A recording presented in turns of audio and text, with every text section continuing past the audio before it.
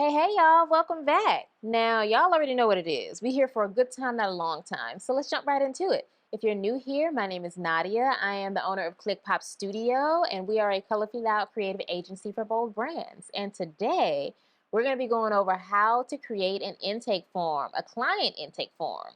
So let's jump right into it.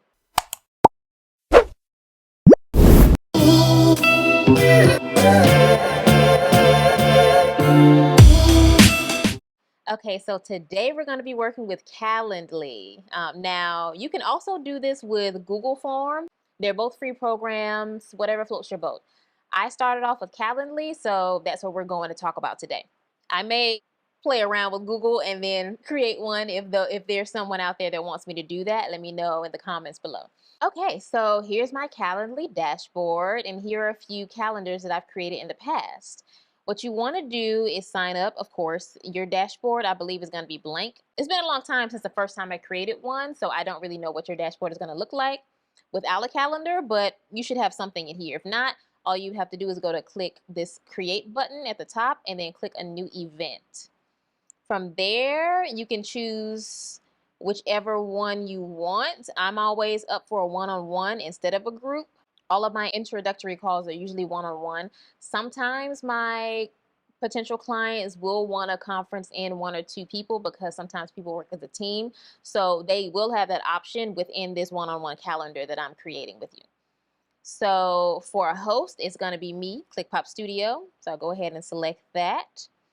Hit the next button and voila, right now we have a very blank sheet. So right here, once we start filling in the information, your calendar is going to populate with the days that you want to have, the time frames, the time zones, all of that. So the first thing you want to do is to create a calendar name. So for this one, I'm going to just call it Quick Creative Chat. Okay. Now, you have the option to have your meeting be 15 minutes to 60 minutes or something custom. I always stick within that 15-minute range because that's a good sweet spot. You get in, get out, get all the information you need. It's the perfect time frame for a solid interview.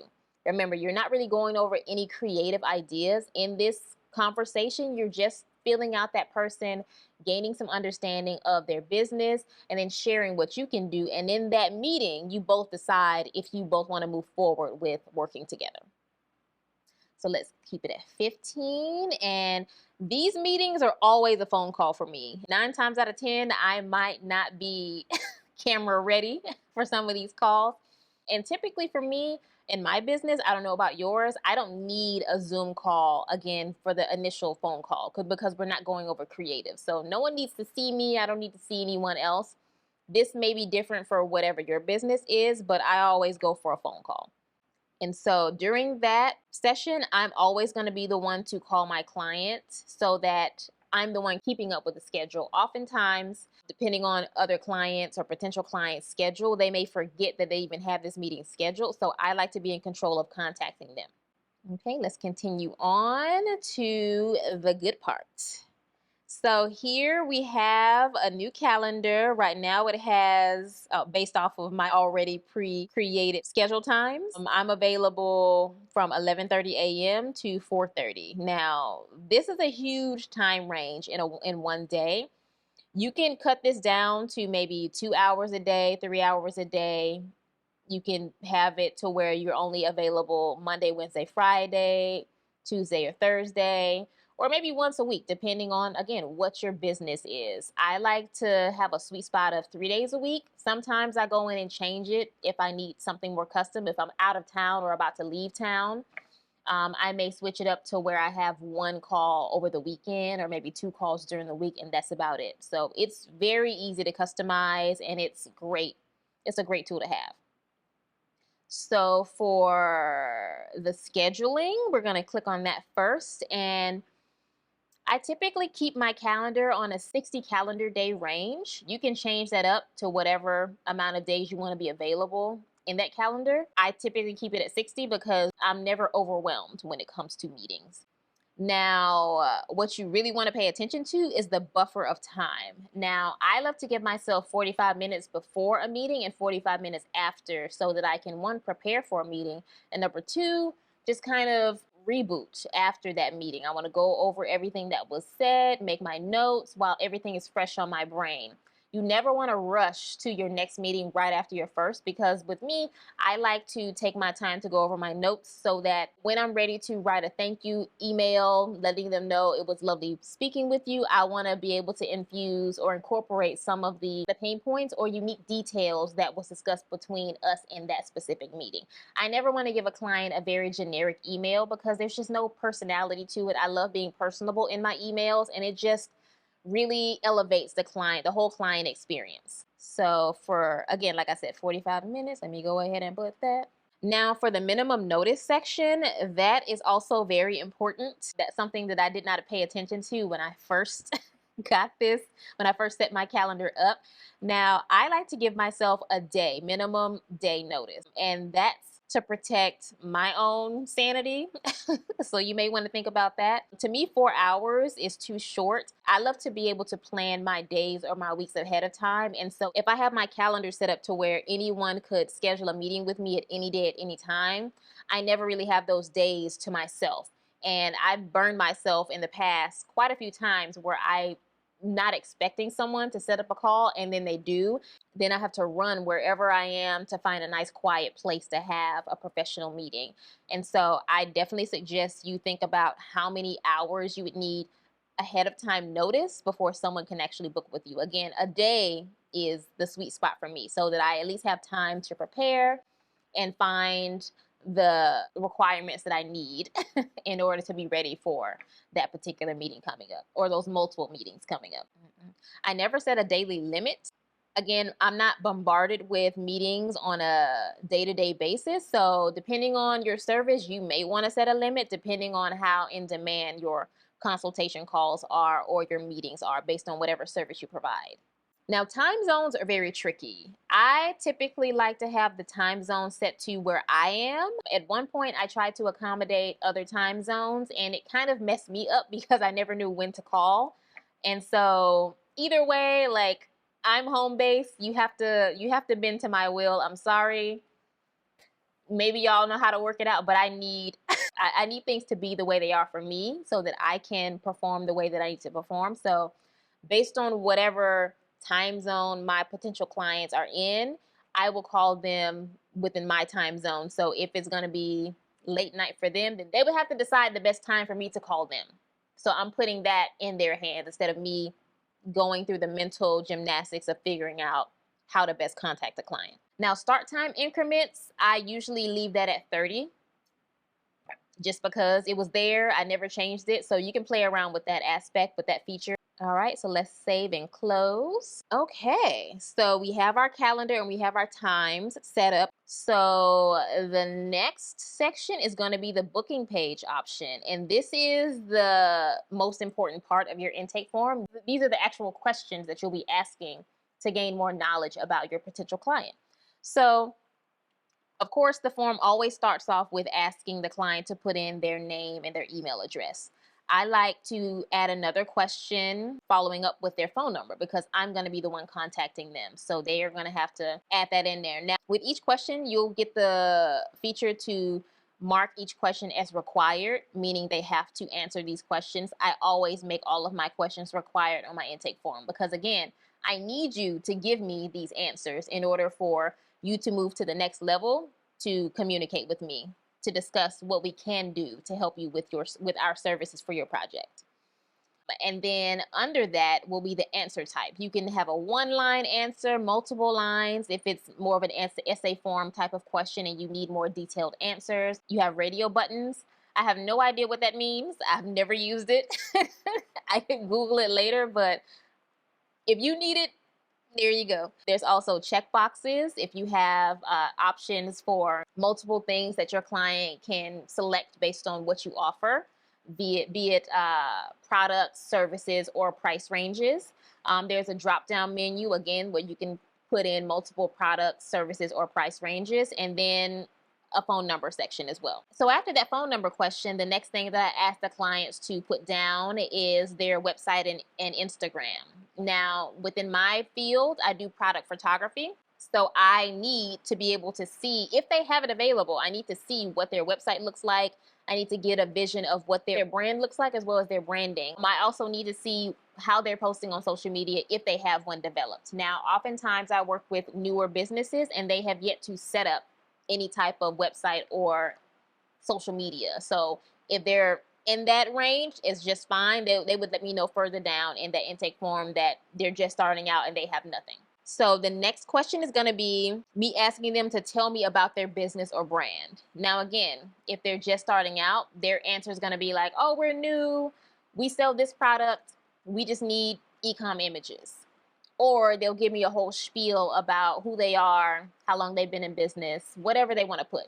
Now, for this question, I would give them the multiple line feature in that box because they would need more than a line to give me all the information, to give me all the deets. So the next question I'm going to put on my intake form is, what services are you interested in? And after that question, I always want to put a disclaimer letting our clients know that all projects are booked within a 1 to 1.5 months advance, meaning that although you're contacting me today for my services, I am currently working on other client work, just to give them a heads up that our services aren't immediately available. So underneath that question, we have a multiple choice, multiple box section where it lists our services. So we'll have product photography, and then we'll have video stop motion as two options of two services that we offer. Now, again, if you have multiple services, feel free to create as many boxes as you need.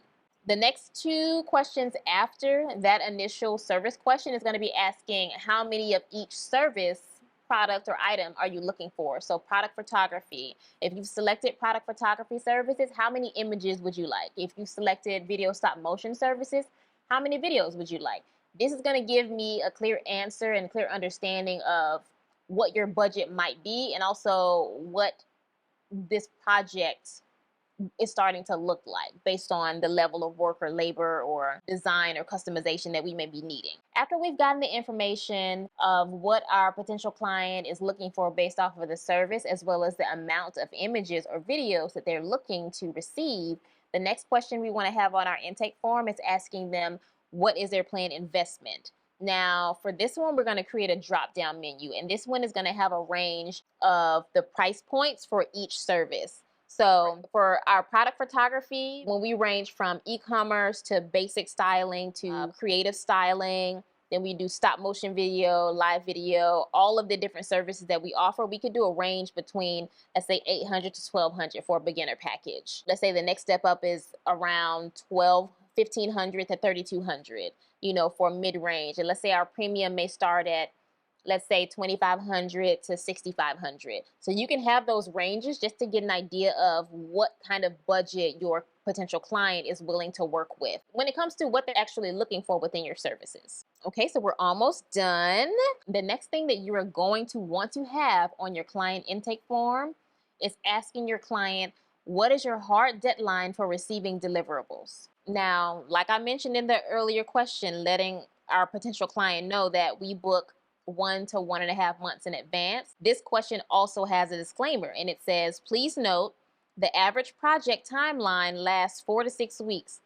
If the final deliverables are needed in less than 4 weeks, a rush fee starting at $750 will be added to the investment, to the overall investment. Now, typically our clients aren't in a rush, meaning they don't need our services done like yesterday, but there are a few clients that need something ASAP. They need something done in like 2 weeks, maybe 3. And if it's something as simple as like an e-commerce job or a very basic stop motion, we can squeeze you in between some of our other clients that we're working with, but that also requires extra work and extra effort. So that's where that rush fee comes in, because we love to give our clients their own specific allotted time and space so that we can work with them, give them all of our attention. And so if you're asking us to take away some of the attention that we would normally give our clients to service you in an urgent manner, then you're going to have to pay for those urgent those urgent services. It's just the way it is. Now, this number could be whatever you want it to be. This is a particular number is something that calculates best for me and my team when it comes to putting in the extra hours to get something done or get something expedited. All right, coming up on the last two questions. Okay, so the next question that you're going to want to put on your client intake form is, do you have a shot list or mood board for the shoot? Now, this question is very important to me because I'm in photography, so visuals matter. Like if you already have your own creative deck, your own mood board, your own ideas, and you're just looking for someone to execute, perfect. We can do that. I love doing projects like that, but if you don't have that with you or anything like that developed, that's also a service that we provide.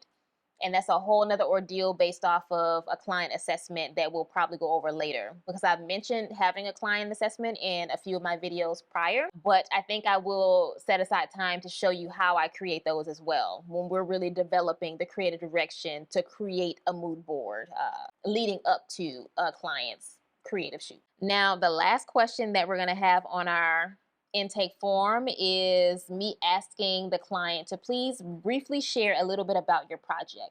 Now, this is for me to get a little bit of information from our client, basically me asking them to share their creative ideas in a way that doesn't give them the idea that we're going to be going over how we're going to get this done in a creative way.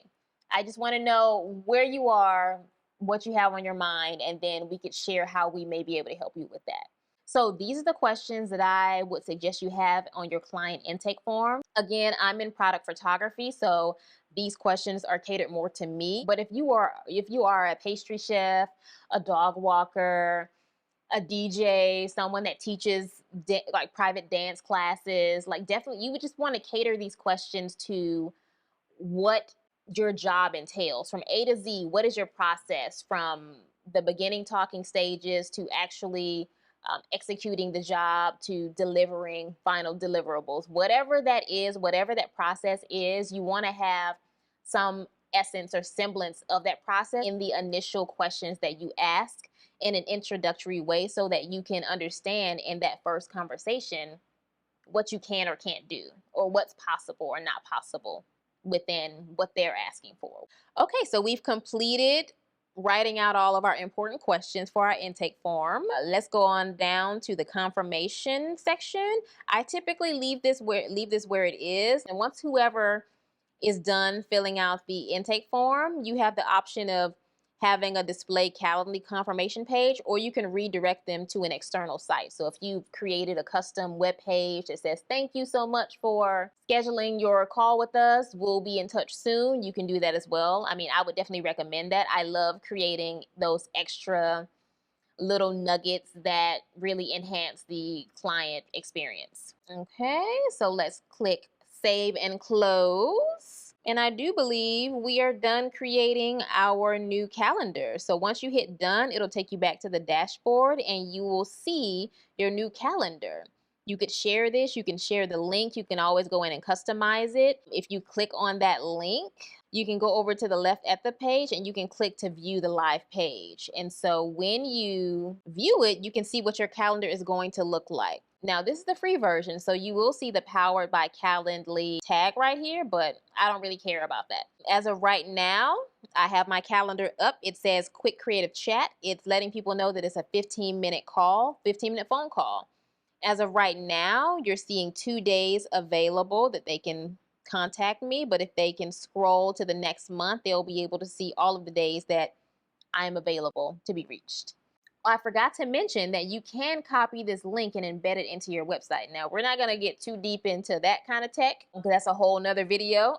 So let me know if you're interested in learning about how to do that within your own website if you're in the process of building it. But you can embed this calendar into your website so that when you drive traffic to your website in the Contact Me page, it'll be there so people can click on it and schedule their meeting with you from your website, and that just boosts the professionalism of your services and just your business and brand. And once you sign up for your free Calendly account, probably before before the entire tutorial, what you're going to want to do is add in your own branding. So you're going to want to go to your little avatar up here, and then for your profile, you're going to want to add in either an image of a headshot of you, a brief description of your company, the company name, as well as a brief message that's going to appear on the calendars that you create. And then once you fill that out, I would say further down, you'll see language, date format, things that are important or unimportant. These aren't important to me, so I never really touch them. Once you finish that, you'll be able to save your changes. And then I would suggest you go to branding. And that's where you want to add in another version of your logo for your business, just so that that could show up and appear on your calendar. So when we went back to my calendar, you saw that ClickPop Studio logo was on both sides of that calendar. So you really want to have your branding all over your work so it's seamless and it just continues to exude and elevate the professionalism of your business, as well as give your client, again, that elevated customer and client experience.